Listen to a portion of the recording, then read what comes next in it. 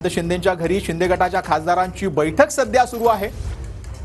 एकनाथ शिंदेंची खासदारांसोबत चर्चा सुरू असल्याची माहिती मिळते।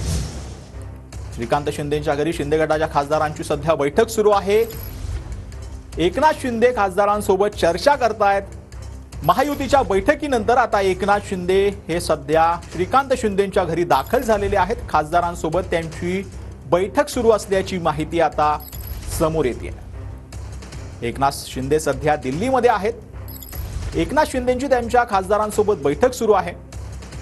एकनाथ शिंदे श्रीकांत शिंदेंच्या घरी दाखल झालेत। श्रीकांत शिंदेंच्या घरी खासदारांची बैठक जी आहे ती सुद्धा सुरू असल्याची माहिती मिळते। एकनाथ शिंदे हे श्रीकांत शिंदेंच्या घरी दाखल झालेले आहेत। महायुतीच्या बैठकीनंतर आता शिंदे गटाच्या खासदारांसोबत मुख्यमंत्री एकनाथ शिंदे हे बैठक घेत आहेत। या बैठकीत नक्की काय घडतंय किंवा काय ठरतंय हे पाहणं अत्यंत महत्त्वाचं आहे, कारण की शिंदेंच्या शिवसेनेला आता केंद्रामध्ये मंत्रिपद मिळणार आहे आणि अजित पवार गटाला प्रफुल्ल पटेल यांना देखील केंद्रीय मंत्रिपद मिळू शकतं अशी देखील माहिती आता समोर येते। त्यानंतर आता मुख्यमंत्री एकनाथ शिंदे हे आता बैठक घेत आहेत। महायुतीच्या बैठकीत काय ठरलंय आपण ते ग्राफिक्सच्या माध्यमातून समजून घेऊया। शिंदे गटाच्या एका खासदाराला केंद्रात मंत्रिपद मिळण्याची शक्यता आहे। राष्ट्रवादीच्या प्रफुल्ल पटेलांना देखील केंद्रात मंत्रिपद मिळण्याची शक्यता वर्तवली जाते।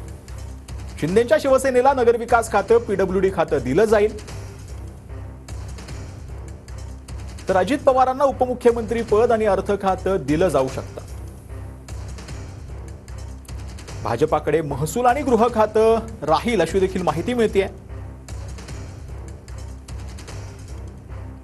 तर महायुतीच्या मंत्रिमंडळात ओबीसींना प्रतिनिधित्व दिलं जाईल अशी देखील माहिती आता महायुतीच्या बैठकीमधून समोर येते।